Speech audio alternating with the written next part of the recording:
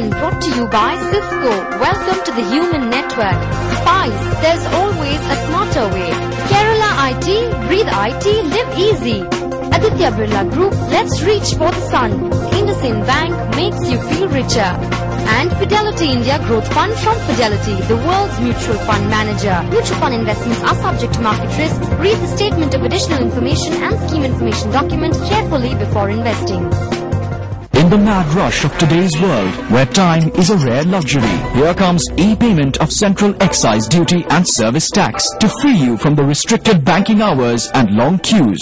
If you have paid Central Excise Duty or Service Tax of 10 lakh rupees or above in the financial year 2009 to 10, then from 1st of April 2010, e-payment of duties and e-filing of returns of your taxes is mandatory. Facility of e-payment in designated banks is available to all taxpayers, irrespective of the amount of duty paid by them. So go ahead, just log on and be free. In Singapore I made, everything's designed around me. Fast cars, fashion, I can get it all in a flash. Not that flash. The food's amazing, 24 hours a day. And so's the party.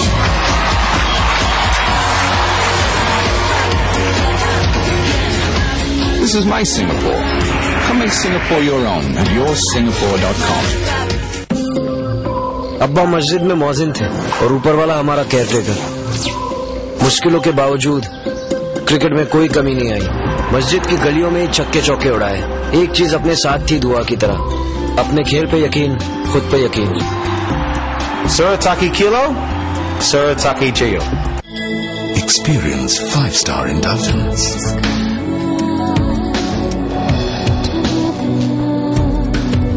Kingfisher Airlines. Fly 5-star. Now flying to 8 international destinations. Introducing the new air conditioner from Panasonic with EIN purifying system, eco-petrol sensor, and inverter technology saving you up to 60% power. Panasonic inverter AC with eco-petrol. That's what I call a real star. Panasonic. Ideas for life. This is Network 18. And you are watching CNBC TV 18.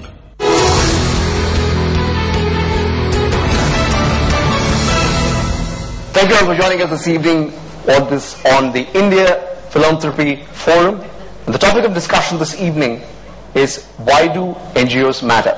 Let me set the ball rolling by asking Anu, why do you think NGOs matter?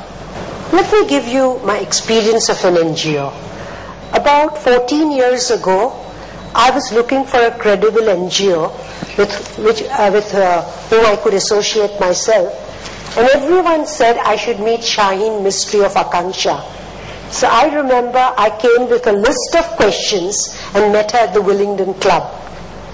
And her passion, her commitment, her domain knowledge of the subject, her sensitivity was infectious.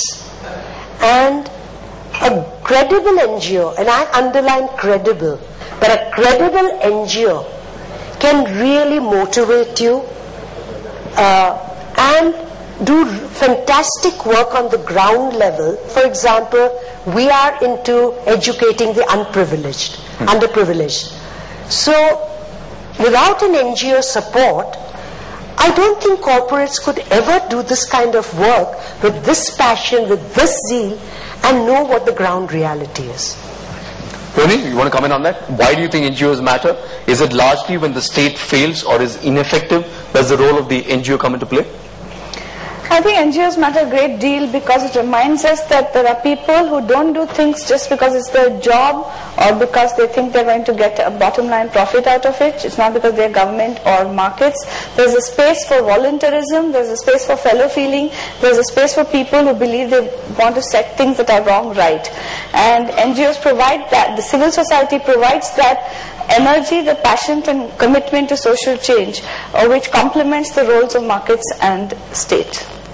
Devin, would the Indian Philanthropy Forum, would the work that Dasra is doing right now, would it have been possible within the confines of a government? No, I mean, I think we have to look at there are three sectors, I would say. There's the business sector, there's the government, and there's the third sector, or the NGO sector. And I think the government, unfortunately, is elected officials who go off of 5-year terms in this country. Therefore, their solutions are not necessarily long-term. And I think that's why the NGO sector is so needed, because it can be nimble, it can take the risks which government cannot take. It doesn't have the vested interest of business or corporates that actually are looking at their profits first and foremost, and then helping the community. And it's run by passionate individuals who are looking to make a difference in an innovative manner. And therefore, it's integral, not just in areas where the government is not successful, but even in countries where the government is successful, as a watchdog agency to really pressure the government to do a better job. Even if the government is successful, Michael, do you think, what's the relevance you would think of an NGO? Absolutely. I think NGOs, whether the government exists or not, have a role, because the best NGOs can be the seed of changes that really modify the world we live in. Having said that, I must say that most NGOs, however, do not. And so actually, having an effective NGO is, and understanding what makes an effective NGO is critical, because most of the money of philanthropy goes to waste. And it goes through organizations that do not. I run an NGO, and I tend to agree that there are also a lot of organisations out there that aren't particularly effective. I think 20 years ago there were 80,000 NGOs. Today in India there are 2.2 million NGOs in India, and there are 50 million more people living below the poverty line today than there were then. So there's obviously a question mark over effectiveness, and I'd absolutely agree with that. I think what is also really important, why I started an NGO, was I felt that it was very important to provide access. You know, we talk a lot about NGOs being a bridge between civil society and the government, and I felt that what NGOs do is provide this fantastic access, perhaps for volunteering, perhaps for giving, but it allows people to become more active as a civil unit. I'm going to start on one point that every non-governmental organization faces is the question of funding. How do you think an NGO should approach the challenge of funding when he's starting out with all the passion, the vision that you spoke about, but he just doesn't know how to, or perhaps is unable to convince a funder? What is the biggest challenge for getting funding? I don't have an answer to this, but we started Teach for India, and all along we had a belief that the youth in India are not bothered about social issues, and they're not taking any active role in changing things. And when we had a structured, good offering, we saw so many youth applying, and we recruited 87 in the first year and 150 in the second year. What I'm saying is, I don't have the answer for NGO, but we think people will not give. We have an assumption.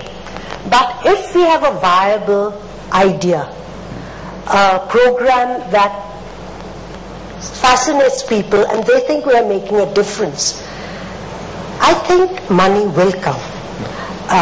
In Teach for India we are struggling, but Akanksha, we get it. In fact, because we get it regularly, people say this is a rich NGO, don't give any money to that. Correct. A well-run NGO is considered not a good NGO. Where is your mind, what are the problems that arise when you seek funding? Well, I think one of the biggest issues that organizations face, as you rightfully said, is they're run by passionate individuals who have been successful at changing the way communities act. But they necessarily don't have certain skills to scale the organization. They may not have business plans in place. They may not be strong at HR or accounts or other areas where most donors actually don't want to fund. They feel that that's management which is not necessary, when reality is everyone who's in this room knows that the management of an organization makes it successful. It's not the funds that they were able to raise. So what we do is we actually run a program called the Dasar Social Impact Program, which is an executive education program for social entrepreneurs, where over the course of the year we actually help them create stronger, scalable business plans, because I think once you have that in order, funds actually will come. The issue is, how do you put that in place with such low budgets when most people are saying, I only want to fund the cost of the child, as opposed to the management of the organization, which will look at the impact, the accountability, and so on. Matthew, you want to come in on this? The point is, you might have the passion, you might have the vision, but you may not have the structure, the skills